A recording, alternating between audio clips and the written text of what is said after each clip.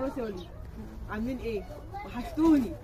مش عارفه هم زنقني ده زنقني لو ده عشان عشان ترفيع. انا رفيع بندفيك بندفيك يا شو. انا ده ربنا يخليك. بمناسبه بقى كده انا في ناس كتير سالوني بيقولوا بص يا عمار بيقولوا لي انت ليه بتصوري عند الحاج والحاجه دايما بتصوري في شقتك ليه؟ مين اللي بيقولوا ناس كتير عايزه اقول لهم ان ربنا يخلي الحاج والحاج طول ما ابويا وامي بيت مفتوح بيهم انا هاجي عندهم على طول. اي حد ربنا يخليه ابوه وامه طول ما بابا وماما موجودين انا هاجي على طول اقعد معاهم. هصور عندهم على طول كل يوم جمعه ده يوم عيد بالنسبه لنا احنا ده يعتبر يوم عيد. والقهوه اللي بعمر بيها يوم الافراج حابسنا طول الشهر يعني كل يوم حابسنا يوم الجمعه اللي ما بنصدق نفك عن نفسنا فيه.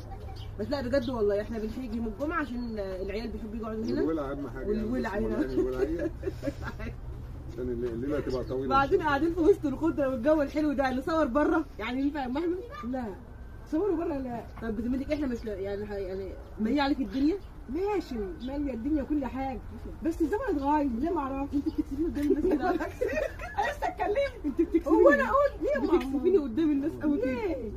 ليه بالصلاه على النبي؟ امال ايه يا ماما؟ ده كل حاجه رخصت. احنا بنيجي عندكم كل يوم جمعه. ده انت ما كنت باجي كل يومين ثلاثه بعدين كل يوم جمعه. ده كل حاجه بقت حلوه خالص. ربنا يخليكم لنا يا ام احمد. ربنا مفتوح بحسكم دايما.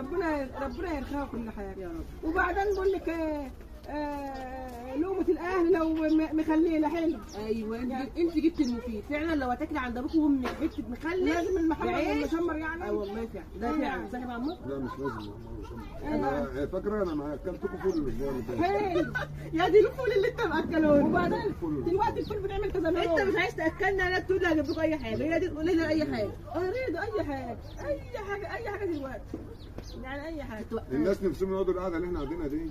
عارفه والله. لا والله القعده ملهاش حل عيش والله العظيم. مخبوز وشله وترش ومخلل رضا. ربنا يخليك لنا. وربنا يخليكم ليا انتوا الثلاثه ومرات اخوك وكلكم ويخلي عيالكم بالدين يا رب.